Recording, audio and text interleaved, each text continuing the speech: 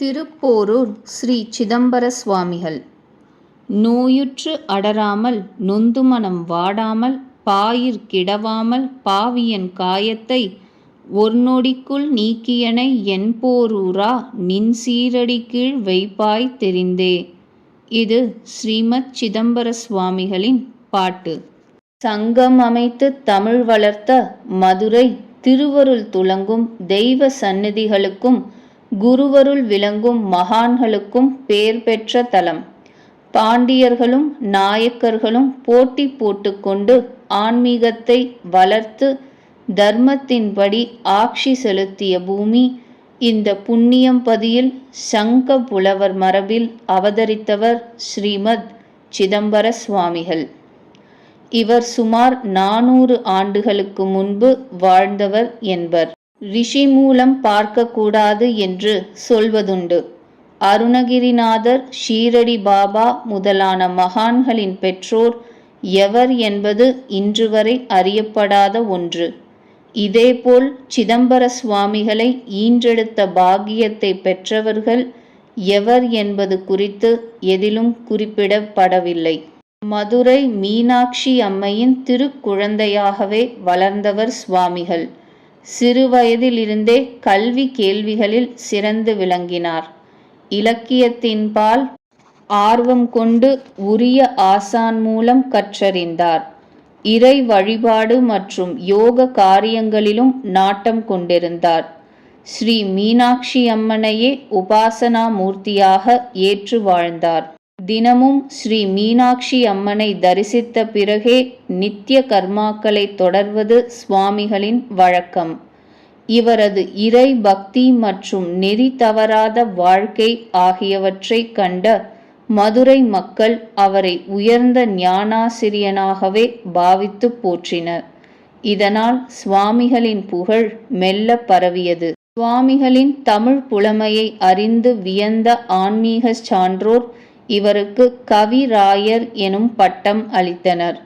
இதனால் சுவாமிகள் சிதம்பர கவிராயர் என்று அழைக்கப்பட்டார். கொங்கு தேசத்தில் உள்ள அவிநாசியில் ரெட்டியார் சமூகத்து அன்பர் ஒருவர் வசித்தார். பெரும் செல்வந்தரான இவருக்கு குழந்தை இல்லை. திருத்தலங்கள் பலவற்றுக்கு சென்று எனக்கேன் இந்த நிலை என பிரார்த்தித்து வந்தார். அவரது பிரார்த்தனை வீண் போகவில்லை. ஆம், யோகி ஒருவர் அவரது இல்லத்திற்கு வந்து விபூதி வழங்கிய சம்பவம் ஒன்று நிகழ்ந்தது. அந்த யோகி குமாரதேவர். கர்நாடக மாநிலத்தைச் சேர்ந்த குமாரதேவர் ராஜ குடும்பத்தில் பிறந்து சில காலத்திற்கு ராஜ்யத்தை ஆளவும் செய்தார். ஆனால் இவரின் ராஜ வாழ்க்கைக்கு முற்றுப்புள்ளி வைக்க முடிவு செய்தான் இறைவன். இவன் தனக்கானவன் என்று நிர்ணயித்த இறைவன் போக வாழ்க்கையில் இருந்து தவ வாழ்க்கைக்கு குமாரதேவரை மாற்றினான். அதன்படி குமாரதேவன் மணிமுடி துறந்தார், மலர் மஞ்சம் மறந்தார். அரசனாய் இருந்தவர் ஆண்டியாக மாறினார். யாத்திரையாக புறப்பட்டு கொங்கு தேசத்தில் உள்ள பேரூருக்கு வந்தார். அங்கு வாழ்ந்து வந்த சாந்தலிங்க சுவாமிகளிடம் சீடராகச் சேர்ந்தார். இறைவனுக்கும் குருநாதருக்கும் தொண்டு செய்வதே தவம் என வாழ்ந்தார். பின்னர் தன் குருநாதரின் விருப்பப்படி விருத்தாச்சலத்தில் சில காலம் வசித்தார் குமாரதேவர். 6 மாதத்திற்கு ஒருமுறை இங்கிருந்து புறப்பட்டு பேரூருக்கு வந்து குருநாதரை தரிசித்துச் செல்வதை வழக்கமாக கொண்டிருந்தார் குருதேவர். ஒருமுறை அப்படி பயணப்படும் பொழுது வழியில் அவிநாசியில் உள்ள ரெட்டியாரின் வீட்டில் ஓய்வு எடுக்க நேரிட்டது. ரெட்டியாரும் குமாரதேவரை அன்புடன் உபசரித்து மகிழ்ந்தார். அப்பொழுது குழந்தை செல்வம் இல்லாத ஏக்கத்தில் ரெட்டியார் தவிப்பதை அறிந்து கொண்டார் குமாரதேவர். தன் குருநாதரை வணங்கிவிட்டு திருநீறு வழங்கினார். ரெட்டியாரையும் அவரின் மனைவியையும் உட்கொள்ளச் சொன்னார். மேலும் இந்த விபூதியை நெற்றி மற்றும் திருமேனியில் தினமும் பூசிக்கொள்ளுங்கள் என்றார். பிறகு அங்கிருந்து புறப்பட்டார் குமாரதேவர். இதையடுத்து சில நாளிலேயே ரெட்டியாரின் மனைவி கருவுற்றார். சில மாதங்களில் ரெட்டியாருக்கு குழந்தை பிறந்தது. பிறகு குழந்தை வளரத் துவங்கியதும் கல்வி முதலான கலைகளை குழந்தைக்கு பயிற்றுவிக்க தகுந்த ஆசிரியரை தேடினார் ரெட்டியார். தமிழ் புலமை மற்றும் ஆன்மீக ஞானம் ஆகியவற்றில் சிறந்து விளங்கும் சிதம்பர கவிராயர் குறித்து அறிந்த ரெட்டியார் அவரை தமது இல்லத்துக்கு வரவழைத்தார். தாம் பெற்ற ஞான குழந்தைக்கு கல்வி போதிக்கும்படி வேண்டினார். இதை ஏற்ற சுவாமிகளும் அங்கேயே தங்கி குழந்தைக்கு பாடங்களை போதிக்கலானார். ஒரு முறை விருத்தாச்சலத்திலிருந்து பேரூருக்கு கிளம்பி வந்த குமாரதேவர் வழக்கம்போல் ரெட்டியாரின் இல்லத்தில் தங்கினார். அப்பொழுது அங்கு சிதம்பர சுவாமிகளை சந்தித்தார். குமாரதேவரை கண்டதும் பரவசம் கொண்டார் சிதம்பர சுவாமிகள். அதேபோல் ரெட்டியாரின் குழந்தைக்கு அழகுற பாடம் நடத்திய சுவாமிகளைக் கண்டு உள்ளம் பூரித்த குமாரதேவர், குழந்தைக்கு புரியும் வகையில் எளிதாகவும் இரத்தின சுருக்கமாகவும் போதிக்கிறார் இந்த ஆசிரியர் என்று பாராட்டினார். அத்துடன் சிதம்பர சுவாமிகளின் பக்குவப்பட்ட மனதை அறியவும் முடிவு செய்தார். அதன்படி இவர் கேட்ட கேள்விகள் அனைத்திற்கும் மிக தெளிவாக பதிலுரைத்தார் சுவாமிகள். அப்பொழுது சுவாமிகளிடம் இருந்த செருக்கு அகன்றதாம். அது மட்டுமா, குமாரதேவரை சந்தித்த பிறகுதான் சுவாமிகளின் வாழ்வில் மாற்றங்கள் நிகழத் துவங்கின. இதையடுத்து இப்படி ஒருவர் நம் குருநாதரை சந்திக்க வேண்டுமே என்று விரும்பினார் குமாரதேவர். உடன் அழைத்துச் சென்றபோது அங்கு சாந்தலிங்க சுவாமிகள் இவரை அன்புடன் வரவேற்றார். அவரிடம் சிதம்பர சுவாமிகள் புலமை குறித்து விவரித்தார். சிதம்பர சுவாமிகள் முகத்தில் தெரிந்த தீக்ஷண்யத்தைக் கண்டு மகிழ்ந்த சாந்தலிங்கர் தாம் இயற்றிய வைராகிய சதகம், வைராகிய கொலை மறுத்தல், அவிரோத உந்தியார் மற்றும் கண்ணுடைய வள்ளலார் இயற்றிய ஒழிவில் ஒடுக்கம் ஆகிய 5 ஞான நூல்களையும் சிதம்பர சுவாமிகளிடம் தந்து இவற்றுக்கு உரை எழுதுமாறு பணித்தார். இதனை பெரும் பேராக கருதினார் சிதம்பர சுவாமிகள். பிறகு குமாரதேவரிடம் இவனை உன் புத்திரனாக கருதி தீட்சை கொடுத்து அருள் செய் என்றார் சாந்தலிங்கர். இதைத் தொடர்ந்து குமாரதேவர் வீர சைவ முறைப்படி சிதம்பர சுவாமிகளுக்கு 21 தீட்சைகள் செய்வித்து நிஷ்டை சமாதி முதலானவை கைகூடும் பேற்றையும் கூறி அருளினார். இதையடுத்து குமாரதேவர் சொன்னபடி தினமும் பல மணி நேரம் தியானத்தில் மூழ்கி எழுந்தார் சிதம்பர சுவாமிகள். ஒரு நாள் சுவாமிகள் தியானத்தில் மூழ்கியிருந்த போது தோகை விரித்தபடி ஆடும் மயில் ஒன்றை கண்டார். இது குறித்து குருநாதர் குமாரதேவரிடம் கூறி விளக்கம் கேட்டார் சுவாமிகள். குருநாதரோ, உடனே நீ மதுரைக்கு சென்று மீனாட்சி அம்மையை தியானித்து வழிபடு. இந்த தரிசனத்துக்கான காரணம் என்ன என்பது உனக்கு புலப்படும் என்றார். எனவே அங்கிருந்து மதுரைக்கு வந்தவர் அன்னை மீனாட்சியின் ஆலயத்துக்குச் சென்று அவளை மனமுருகி வழிபட்டார். அன்னையின் சந்நிதிக்கு எதிரே கடும் விரதம் மேற்கொண்டார். தொடர்ந்து 45 நாட்கள் கடும் தவம் இருந்தார். அப்பொழுது அவர் பாடியதே மதுரை மீனாட்சி கலிவெண்பா. இந்த பாடலில் மயங்கிய மீனாட்சியம்மை அவருக்கு காட்சி தந்தாள். பரவசம் அடைந்த சுவாமிகள் அன்னையை அலங்கரித்தார். அப்பொழுது வடக்கு திசையில் யுத்தபுரி எனும் ஊர் உள்ளது. அங்கு சென்று என் குமரனாகிய கந்தவேலின் திருமேனியை வழிபாட்டுக்கு உரியதாக்கி பழைய ஆலயத்தையும் கண்டுபிடித்து ஜீர்ணோத்தாரணம் செய் என்று சுவாமிகளுக்கு உத்தரவிட்டாள் அன்னை மீனாட்சி. உத்தரவு தாயே, இப்பொழுதே புறப்படுகிறேன்.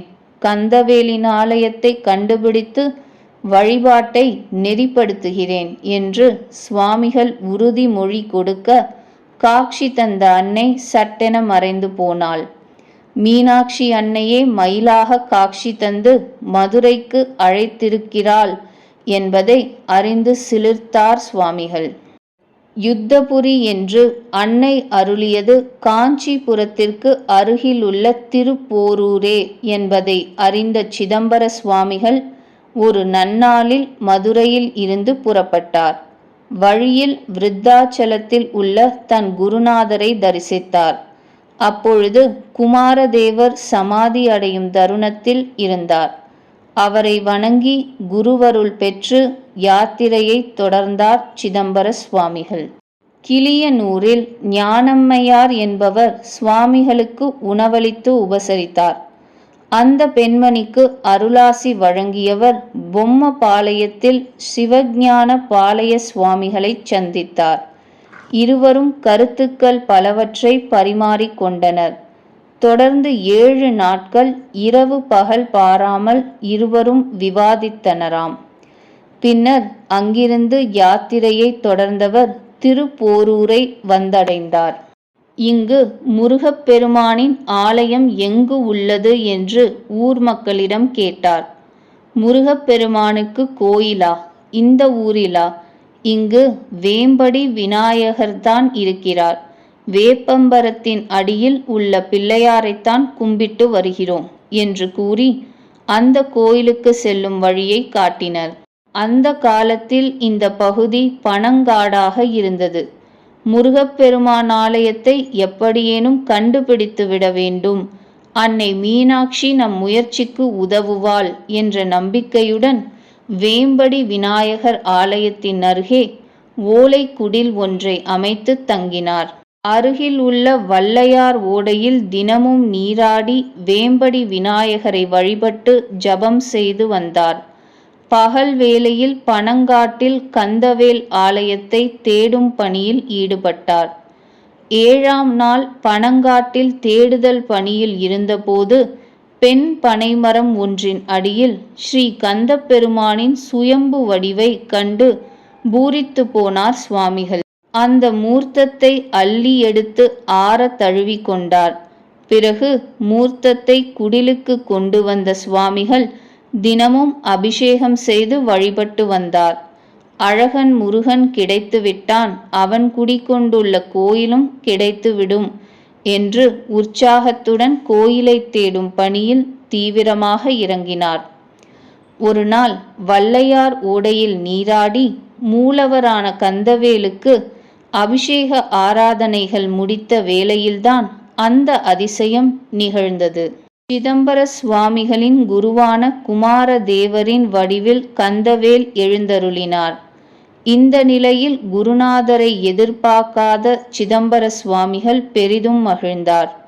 அன்னை மீனாட்சியின் அருளுடன் முருகப்பெருமானின் ஆலயத்தை கண்டுபிடிக்கவே இங்கு வந்திருக்கிறேன் எனும் தகவலை தெரிவித்தார். அப்பொழுது குருநாதர் வடிவில் இருந்த முருகப்பெருமான் சிதம்பர சுவாமிகளின் நெற்றியில் திருநீறு பூசினார். அவ்வளவுதான். மறுகணம் பிரகாரங்கள், தூண்களுடன் அமைந்த மண்டபங்கள் முதலான கோயில் அமைப்பு முழுவதும் சுவாமிகளுக்கு தெரிந்தது. மன நிறைவுடன் குருநாதரை திரும்பி பார்த்தார் சுவாமிகள். அப்போது குருநாதரின் வடிவில் இருந்த கந்தவேல் புன்னகைத்தபடியே நடந்தார். குடிலில் இருந்த மூர்த்தத்துக்குள் மறைந்தார். திகைத்து போன சுவாமிகள் கந்தவேலின் திருவிளையாடல் இது என்பதை உணர்ந்து சிலிர்த்தார். மூலவர் விக்கிரகத்தையும் கண்டுபிடித்தாயிற்று. ஆலயம் புதைந்திருக்கும் பகுதியையும் பார்த்தாயிற்று. சுமார் 1000கணக்கான ஆண்டுகளுக்கு முன் பல்லவர்களால் கட்டுவிக்கப்பட்ட கந்தவேலின் ஆலயம் மண்ணோடு மண்ணாகி புதருக்குள் மூழ்கி போயிருந்தது. இப்படிப்பட்ட பழைமையான ஓர் ஆலயத்தை பக்தர்கள் தரிசிக்கும் பொருட்டு அதை வெளிக்கொண்டு வரும் பொறுப்பை சுவாமிகளுக்கு அளித்திருந்தாள் அன்னை மீனாட்சி. அடுத்து ஆலய திருப்பணிகளை துவக்கினார் சுவாமிகள். ஊர் மக்களின் பிணி நீங்க அவர்களுக்கு திருநீறு தந்து அருளினார். அனைவரும் நோயிலிருந்து மீண்டனர். குடும்ப பிரச்சனைகளில் சிக்கி தவித்தோரும் சுவாமிகளிடம் திருநீறு பெற்று மனம் தெளிந்தனர். அனைவரும் திருப்பணிக்கு தங்களால் இயன்ற தொகையை சுவாமிகளிடம் வழங்கினர். செல்வந்தர்கள் பலரும் தங்கத்தையும் பணத்தையும் அள்ளிக் கொடுத்தனர். கிளியனூர் ஞானம்மையாரும் தன்னிடம் இருந்த சிறு தங்கத்தை வழங்கினார். பொருள் மிகுந்தோர் சில கிராமங்களையே சுவாமிகளிடம் காணிக்கையாக கொடுத்தனராம். குடில் நிறைய பொன் பொருளை சுவாமிகள் வைத்திருக்கும் நேரத்தை அறிந்த கொள்ளை கூட்டம் சுவாமிகள் தனியே இருந்தபோது அவரிடம் இருந்த தங்கத்தையும் பணத்தையும் அபகரிக்க திட்டமிட்டது. அதன்படி ஒரு நாள் சுவாமிகளை தாக்கிவிட்டு இவை அனைத்தையும் கொள்ளையடித்து கொண்டு போய்விடலாம் என்கிற எண்ணத்தில் அவரை சூழ்ந்தபடி அவரை தாக்குவதற்காக கைகளை ஓங்கினர். அப்பொழுது அவர்கள் இருவரையும் அமைதியாக பார்த்தபடியே இருந்தார் சுவாமிகள். அடுத்த கணம் கள்வர்களின் கைகள் செயலிழந்தன. பின் பார்வையும் பறிபோனது. தட்டு தடுமாறியபடி வந்து சுவாமிகளின் பாதங்களில் விழுந்து மன்னிப்பு கேட்டனர். அது மட்டுமா, இதுவரை திருடிய அனைத்து பொருட்களையும் கோயில் திருப்பணிக்கு தந்து விடுவதாகவும் உறுதியளித்தனர். அடுத்த கணம் அனைவருக்கும் பார்வை கிடைக்கப் பெற்றது. திருப்பணி முடிந்து ஆலயத்தை புதுப்பித்து பூஜைகள் நடத்துவது குறித்து விவரித்தார் சுவாமிகள். கந்தவேலை வழிபடுவதற்கு திருப்போரூர் தலத்திற்கு வரும் அன்பர்கள் அவனது பெருமையையும் பேரருளையும் சந்நிதியிலேயே பாடி பரவசப்பட வேண்டும் என்பதற்காக திருப்போரூர் சந்நிதி முறை எனும் 726 பாடல்களை கொண்ட பாராயண நூலை இயற்றினார். தவிர மதுரை மீனாட்சியம்மை கலிவெண்பா, திருக்கழுக்குன்றம் வேதகிரீஸ்வரர் பதிகம், விருதாச்சலம் குமாரதேவர் நெஞ்சுவிடு தூது, விருத்தாச்சலம் குமாரதேவர் பதிகம், பஞ்சதிகார விளக்கம் ஆகிய நூல்களையும் அருளினார் சிதம்பர சுவாமிகள். மீனாட்சி அம்மை இட்ட பணியை செவ்வனே நிறைவேற்றி விட்டதாக கருதினார் சுவாமிகள். திருப்போரூரில் உள்ள கந்தவேல் ஆலயத்தின் ஒவ்வொரு கல்லும் சுவாமிகளின் அருமை பெருமையை சொல்லும். கோயில் வெளிப்பிரகாரத்தின் வடக்கே சுவாமிகளுக்கு சிறிய சந்நிதி இருக்கிறது. புராண சிறப்பு வாய்ந்த தலம் திருப்போரூர். ஈசனின் அருளால் திருமாலும் லக்ஷ்மியும் கண்ணுவ முனிவரால் தங்களுக்கு நேர்ந்த சாபத்திலிருந்து விமோச்சனம் பெற்ற இடம். அகத்தியருக்கு முருகப்பெருமான் உபதேசித்தது இங்குதான். அருணகிரிநாதரால் பாடல் பெற்ற தலம். சிதம்பர சுவாமிகளால் யந்திர ஸ்தாபனம் செய்து வைக்கப்பட்ட ஆலயம். அசுரர்களை போர் புரிந்து முருகப்பெருமான் அழித்த தலம் என திருப்போரூருக்கு சிறப்புகள் பல உண்டு. சில காலம் கழித்து திருப்போரூரில் இருந்து சுமார் 1 கிலோமீட்டர் தொலைவில் உள்ள கண்ணகப்பட்டு என்னும் ஊருக்கு இடம்பெயர்ந்தார் சுவாமிகள். அங்கு மடாலயம், பூஜை மடம் மற்றும் ஒடுக்க அறை ஆகியவற்றை அமைத்தார். ஆழ்ந்த தவத்தில் ஈடுபட்டார். சுவாமிகளின் பெருமைகளை அறிந்தவர்கள் பல ஊர்களிலிருந்தும் கண்ணகப்பட்டுக்கு வந்து அவரை தரிசித்து சென்றனர். அவரிடம் சிவ தீட்சை பெற்று சிலர் சீடரானார்கள். திருப்போரூர் முருகப்பெருமானின் ஆலயத்திற்கு வரும் பக்தர்கள் சுவாமிகளை தரிசித்து செல்வதை வழக்கமாக கொண்டிருந்தனர். சுவாமிகள் தினமும் நீராடிய வல்லையர் ஓடை சரவண பொய்கை எனும் பெயரில் வற்றாத தீர்த்தமாக முருகப்பெருமான் கோயிலுக்கு முன்னே இன்றும் உள்ளது. கிபி 1659 ஆண்டு வைகாசி மாத விசாக தினம் அது. மடாலயத்தில் ஒடுக்க அறைக்குள் இருந்து முன்பே வடிவமைத்துள்ள சுரங்கம் ஒன்றின் வழியே அடுத்துள்ள சமாதி குழிக்குள் பூஜா திரவியங்களுடன் சென்று இறைவனை பூஜித்து வழிபட்டு சமாதியின் உள்ளேயே பரிபூரணம் அடைந்தார் சிதம்பர சுவாமிகள். இதே நேரத்தில் திருப்போரூர் ஆலயத்தில் மூலவர் கந்தசாமியின் திருச்சந்நிதியை நோக்கி கூப்பிய கரங்களுடன் சென்று மூலவர் திருமேனியுடன் இரண்டர கலந்தார். இதனை நேரில் கண்ட சுவாமிகளின் சீடர்களும் உண்டு. எனவே கண்ணகப்பட்டில் அமைந்த சுவாமிகளின் திருக்கோயில் அதிஷ்டானம் என்றோ ஜீவசமாதி என்றோ சொல்லப்படுவது இல்லை. ஸ்ரீமத் சிதம்பர சுவாமிகள் மடாலய திருக்கோயில் என்றே வழங்கப்படுகிறது. ஸ்ரீமத் சிதம்பர சுவாமிகள் ஏற்படுத்திய ஆதீன மரபில் அடுத்தடுத்து வரும் ஆதீன கர்த்தாக்கள் திருப்போரூர் கந்தசாமி ஆலயத்தை நிர்வகித்து வருகின்றனர். தற்பொழுது 14வது பட்டமான ஸ்ரீ சிதம்பர சிவஞான சுவாமிகள் நிர்வகித்து வருகிறார். கண்ணகப்பட்டு ஸ்ரீ சிதம்பர சுவாமிகள் மடாலயத்திற்கு கும்பாபிஷேகம் செய்து வைக்க எண்ணி திருப்பணிகள் துவங்கப்பட்டு உள்ளன. சிதம்பர சுவாமிகளின் மடாலய திருக்கோயிலை தரிசிப்போமா? சென்னையில் இருந்து திருப்போரூர் செல்லும் வழியில் திருப்போரூருக்கு முன்னே சுமார் 1 கிலோமீட்டர் தொலைவில் கண்ணகப்பட்டு எனும் கிராமத்தில் பிரதான சாலையை ஒட்டியே அமைந்துள்ளது மடாலயம். கும்பாபிஷேகம் நடைபெறுவதற்கான பாலாலயம் செய்து 1 வருடம் ஆகிறதாம். விஸ்தாரமான இடத்தில் கருவறை, அர்த்த மண்டபம், மகா மண்டபம் ஆகிய அமைப்பில் அழகுற காட்சி தருகிறது திருக்கோயில். ஆவுடையாரின் மேல் சலவை கல்லாலான பானலிங்கம். ஸ்ரீமத் சிதம்பர சுவாமிகளின் திருச்சந்நிதி இதுதான். பலிபீடம், நந்திதேவர் சுவாமிகளுக்கு பிறகு ஆதீன பொறுப்பில் இருந்த மடாதிபதிகள் பலரது சமாதியும் மகா மண்டபத்தை ஒட்டி இருக்கிறது.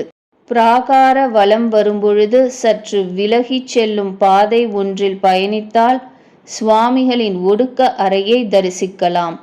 தவம் முதலான சுவாமிகளுக்கு சித்தியான இடம் இது. இங்கு பஞ்சலோகத்தால் ஆன சுவாமிகளின் விக்கிரகம் உள்ளது. குரு பூஜையின் போது மட்டும் விக்கிரகத்தை வெளியே எடுத்து அபிஷேகம் மற்றும் அலங்காரங்கள் செய்யப்படுகின்றன. பிற நாட்களில் புனுகு ஜவ்வாது சார்த்தி மாலை அணிவிப்பது வழக்கமாம். ஒடுக்க அறையில் நிஷ்டை, யோகம் முதலானவற்றை சுவாமிகள் இப்பொழுதும் அனுஷ்டித்து வருவதாக ஐதீகம். எனவே அவருக்கு தொந்தரவு கூடாது என்பதால் இங்கு வழிபாடு இல்லை. ஒரே ஒரு திருவிளக்கு மட்டும் 24 மணி நேரமும் சுடர்விட்டு பிரகாசித்து கொண்டிருக்கிறது.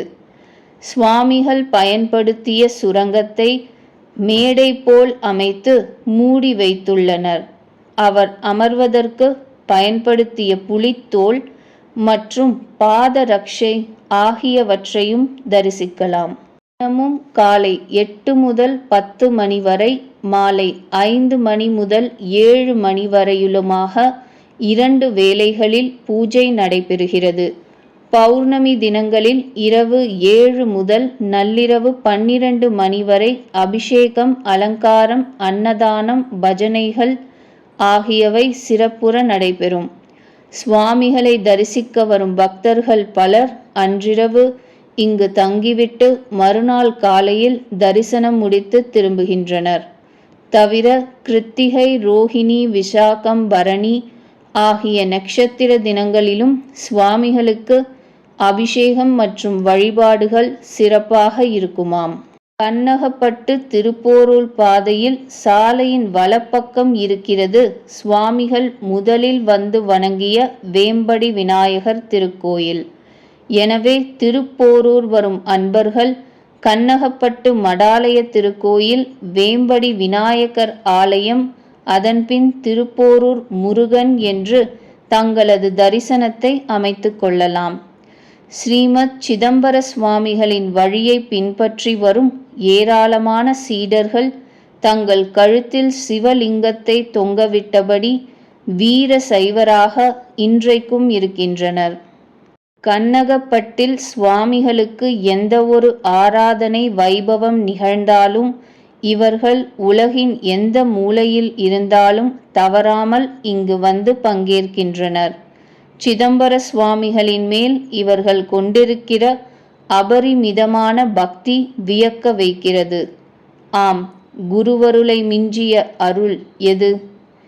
திருச்சிற்றம்பலம்.